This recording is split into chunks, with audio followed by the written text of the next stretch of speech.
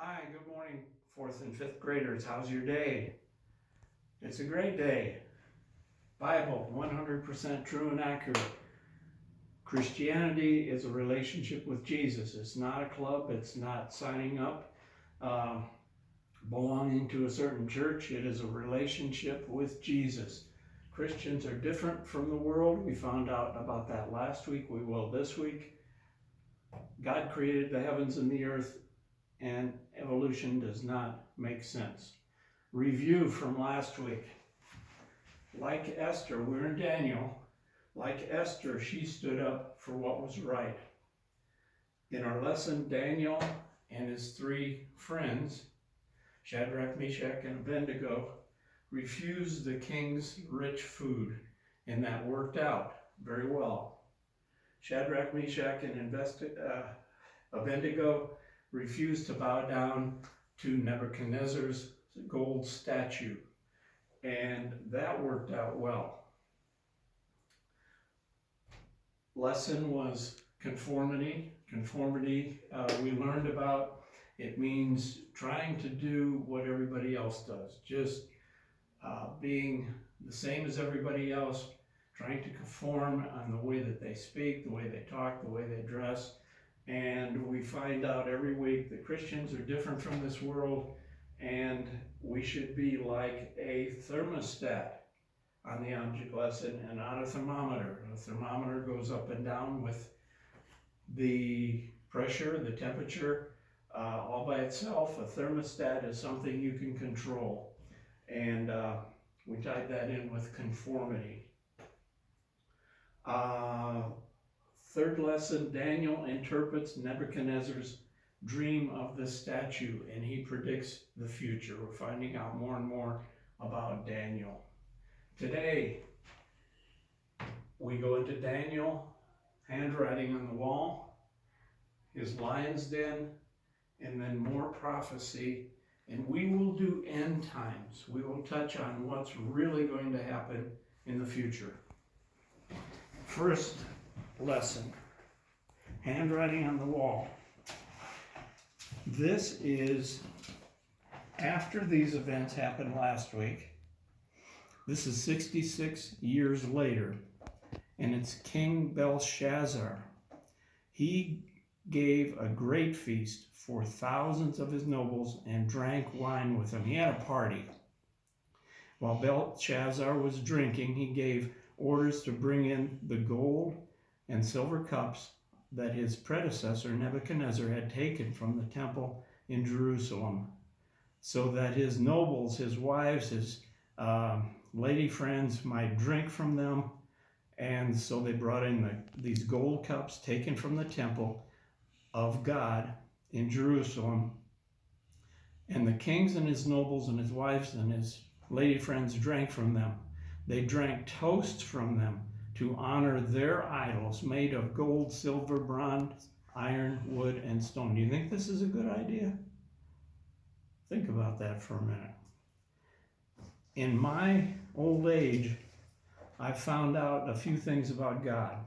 That he is loving, he wants us, he wants a relationship with us, and he wants to take care of us. Second thing, God can mean business. And he hates deliberate sin, and he won't put up with it. And this is what we find here. Belshazzar is having a party with the sacred elements taken from the temple, and here's what happened. At that very moment, they saw fingers of a human hand writing on a plastered wall of the king's palace near a lampstand. The king himself saw the hand as it wrote, and his face turned pale with fear. Such terror gripped him that his knees knocked together and his legs gave way beneath him. It's like he fainted. The king shouted for the enchanters, the astrologers, the fortune tellers to be brought out before him. He said to these wise men of Babylon, "Whoever can read these writings and tell me what it means will be dressed in purple robes and royal honor, of royal honor. They will wear a gold chain around his neck. He will become the third highest ruler in the kingdom, But when all the king's wise men came, none of them could read the writing or tell him what it meant. So the king grew even more alarmed. His face turned ashen white, and his nobles too were shaken. But the queen remembered. He said, there's a man in your kingdom who has within him the spirit of the holy gods. And he's talking about Daniel.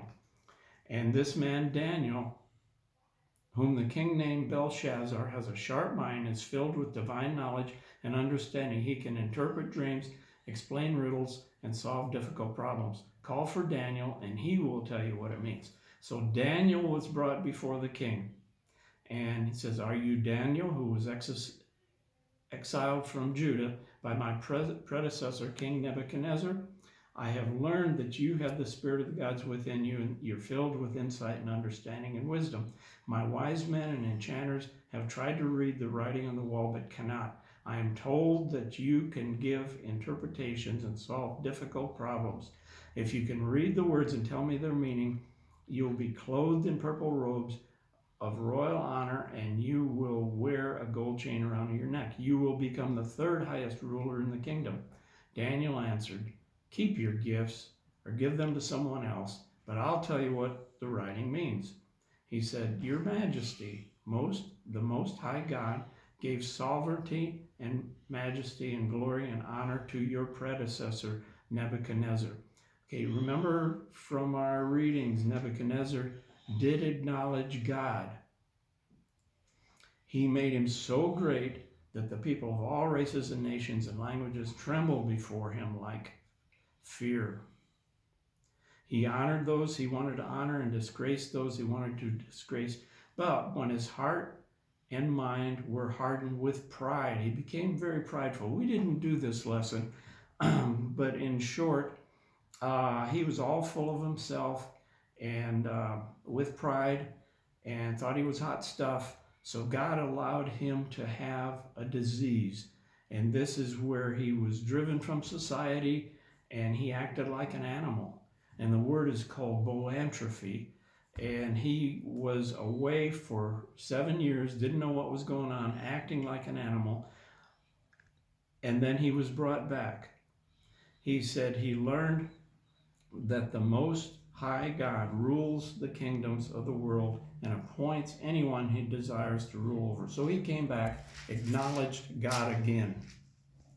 And he's talking to Belshazzar again. You knew all this, yet you have not humbled yourself. Belshazzar, of course, knew the history of his country, and he knew all this, but yet he's partying with the gold cups, the things taken from the temple on purpose, deliberately. For you have defied the Lord of heaven and have these cups from Jerusalem brought to you. You and your nobles and your wives and lady friends have been drinking from them while praising the gods of silver, gold, bronze, iron, wood, and stone.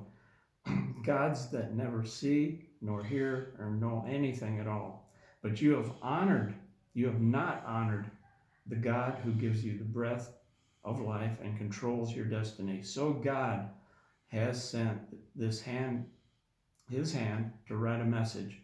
This is what the message means. This is 2 words, meaning, and he said it twice because it's important, and it means numbered. God has numbered your days, and your reign is ending. You're going to end being the leader. So basically it says, King Belshazzar, your number's up. The second word is tekel, and that means weighed. And you remember a scale, you've probably seen scales like this, and said that he has been weighed. His character and his decisions have been weighed, and they have failed. They've come up short. The third word is parson, and it means divided. Here's what's going to happen very shortly. Your kingdom is going to be divided. You're going to lose it, and it's not good news for you. So as promised, he dressed Daniel up in purple robes. He gave him a gold chain around his neck, and promoted him to the third highest ruler in the kingdom. Listen to this. That very night, Belshazzar, the Babylonian king, was killed. And Darius the Mede took over the kingdom at the age of 62. Next story. Darius, who was king then, decided to divide the kingdom, and he appointed a prince to rule over each province. The king chose Daniel and 2 other administrators to supervise the princes and watch out for the king's interests. Daniel soon proved himself to be more capable than the other administrators and princes. Because of his great ability, the king made plans to place him over the entire empire. What do you think the other administrators thought of Daniel coming from another country, putting him in charge before them? There's a word, starts with a J. Can you think of it? You've got it, okay. The other administrators, they were jealous, and the princes began searching for some fault in a way that Daniel was handling his affairs. But they couldn't find anything to criticize. He was faithful and honest and always responsible. So they concluded, our only chance of finding grounds for accusing Daniel will be in connection with the requirements of his religion. So the administrators and princes said to the king, okay, let me go back. Daniel had a routine during the day, and he would open his window towards Jerusalem and pray 3 times a day. That was his routine. People could see him praying. And the scoundrel administrators went to Darius and said, we have unanimously agreed on this plan. Now, they lied. Who did they leave out? Well, they left Daniel out, of course. They said, give orders for the next 30 days that anyone who prays to anyone, divine or human, except to you, will be thrown in the lion's den. And let your majesty issue and sign the law that cannot be changed, a law that the Medes and Persians will see and that can't be revoked. So King Darius signed the law. But when Daniel heard that the laws had been signed, he went home, and guess what? As usual, he didn't break his routine. He faced Jerusalem and prayed towards Jerusalem. So the scoundrels went back to the king and reminded him about the law. Did you not sign a law that for the next 30 days, anyone who prays to anyone, divine or human, except yourself, will be thrown to the lions? And the king said, yeah, I signed that. So what? Then they told the king, that man Daniel, one of the captives from Judah, is paying no attention to your law. He still prays to his God 3 times a day. Hearing this, the king was very angry with himself for signing the law. He tried a way to get Daniel out of the predicament, and he spent the rest of the day looking for that. In the evening, the men went out together to the king and said, your majesty, we're reminding you again of the law that you signed. He said, no law that you sign can be changed. They're basically saying, if you change this, you're going to look bad. And you're going to look weak. So, at last, the king gave orders for Daniel to be arrested and thrown into the den of lions. And he said, before he went in, may your God whom you worship continually rescue you. A stone was brought out and placed over the mouth of the den. The king searched, the king sealed the stone with his own royal seal and the seals of his nobles, so no one could rescue Daniel from the lions. Then the king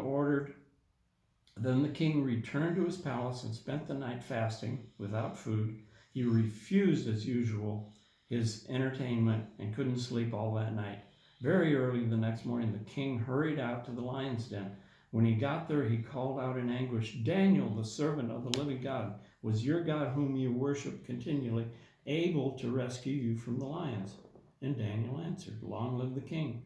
My God sent his angel to shut the lion's mouth so that they would not hurt me. For I have been found innocent in his sight, and I have not wronged you, your majesty. The king was overjoyed and ordered that Daniel be lifted out of the den. Not a scratch was found him, because he had trusted his God. Then the king gave orders to arrest the men who had maliciously accused Daniel. He had them thrown to the lion's den, along with their wives and children. The lions leaped on them and tore them apart before they could even hit the floor of the den. And then King Darius acknowledged God. He sent his message to all of these people, to every race and nation and language throughout the world. It said, I decree that everyone throughout my kingdom should tremble with fear before the God of Daniel, for he is the living God, and he will endure forever. So Daniel prospered during the reign of Darius and the reign of Cyrus the Persian. Okay, good story, trusting in God, did not conform, and did what was right. In the next chapter, I want to go way ahead into the future. Daniel had a special ability to prophesy and tell what was going to happen. This is a paragraph that hasn't happened yet. And he had a vision. He said he saw someone who looked like a man coming in the clouds from heaven. He approached God. In my version, it says the Ancient One. And he was led into his presence. He's in God's presence. He was given authority, honor, and royal power over all the nations of the world, so that people of every race and nation and language would obey him. His rule would last forever. It would be eternal. It will never end. His kingdom will never be destroyed. Okay, this has never happened and yet, but it's coming. We're going to do a timeline in a few minutes, and I'll show you when this will come true. This is my favorite. I'm going to Daniel 9. This is my favorite prophecy in the Bible. And in another vision, Daniel predicts the actual day. This is 500 years or earlier, the actual day that Jesus will present himself as king. And he said there will be a certain point in time. This is a King Artaxerxes. We haven't mentioned his name yet. In Nehemiah, he gave a decree to rebuild Jerusalem. And Daniel said, starting from that date in his vision, you start counting the days. And here are the number of days, and the Messiah, the Anointed One, will present himself as king. Now, do you remember in the New Testament when Jesus called for a young donkey colt to ride into Jerusalem? This is Palm Sunday, when the followers were praising Jesus. They were laying down palm branches in front of him, and they said, "Hail to the King." And Jesus accepted that title. The scoundrel religious leaders, they said, "Now silence your followers here. That's not right. It's blasphemy." And Jesus said, "No, I will not. This is what it is, and I am king," basically. Very amazing prophecy to the exact day that happened. Also, he predicted in the next paragraph, after this period, the Anointed One, the Messiah, Jesus, will be killed, appearing to have accomplished nothing. So we went to the cross, and Daniel predicted this 500 years ago. So we got into some prophecy.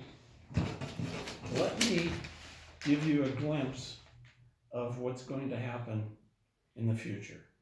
I'm not going to give everything, but this will be a rundown. This is a timeline, beginning, and then there is no end. Genesis, Abraham, Isaac, Jacob. We studied all these years, and here is Daniel that we're studying as we go along. This is BC. 500 years before Jesus. He predicted the Messiah. Here's the cross, and this is AD. This is the church age, the Christian church age, and we are here now somewhere, and this is where we are. At some point in time, there will be a 7-year period here on earth that are awful, that is absolutely awful. And Jesus has promised, if we are still alive, those still alive here on earth, will be taken out of this 7-year period. And it's a promise. So we are here. It's called the Great Tribulation. I don't know if you remember or you know that word by now. 7-year period. It could be 100 years from now when we're all gone. People before us during the Second World War thought that it would be coming there then because things were awful here on earth. And that didn't happen then. So it could be 100 years from now. It could be 50 years from now. We don't know. Jesus didn't even know. Or it could be this afternoon. We don't know that. But there will be a time to get his followers out of this awful period. They will be caught up in the air, taken away for 7 years. The word is rapture. That's not in the Bible, but it means being caught up with Jesus. During this period on earth, the Great Tribulation, I have mentioned a few things that are going to happen, and it's absolutely awful. During the first 3.5 years, there will be an agreement with Israel. And then after the 3.5 years, it will be broken. Satan will be on earth ruling. He is the Antichrist. There's a one world leader during the 7-year period. He is the Antichrist. After 3.5 years, this agreement with Israel is broken, and many nations will attack Israel. And of course, many nations hate Israel. They have been discriminated against. They're going to attack Israel in this time. There's a one world leader, one world religion, and we don't know what that religion is. It could be worshiping Satan, worshiping the Antichrist, could be worshiping the earth, and that very well could be a worship other gods or idols, false gods, could be worshiping yourself, but a one world religion. The awful time, I've listed 3. There are many things that are going to happen that we find glimpses of throughout the Bible, and it's like a puzzle putting it together. And this is a snapshot of what's happening. Millions will be murdered in one day. Millions of Jews will be murdered in one day. 1/4 of the people will be killed by war or famine or disease. You think coronavirus is bad now. This is going to be awful. 1/3 of the earth will be burned up at one time, and the trees and the grass and that will be gone. That may be nuclear. We don't know. A lot of this is speculation. At the end of the 7 years, there will be many nations ganging up against Israel to finally wipe out this little nation off the map. This will be called Armageddon. It's a gathering of Armageddon. They're ganging up on Israel. They will attack, and miraculously God will intervene for Israel, and they will win. So nothing will happen to Israel. At that time, we will return back to earth. Satan is bound at this time. He's going away. We will return to earth for 1,000, I didn't write that out. There I did. 1,000 years. Satan is bound. Jesus, this is the second coming of Jesus. Now back here, when we're caught up, taken away, this is not a coming of Jesus. We just meet him in the air. This is the real second coming of Jesus. It'll last 1,000 years. He will be in charge. Now, I've heard sermons where people speculate what it's going to be like for these 1,000 years. People will not lie. They'll not cheat. They'll not steal. They'll probably be nice to each other. We probably won't have to lock our doors. Probably won't need armies. Won't need police force. and it will be a great time. I understand too from some sermons that disease might be rare, death, people dying might be rare during this time. We don't know, but people have speculated in that.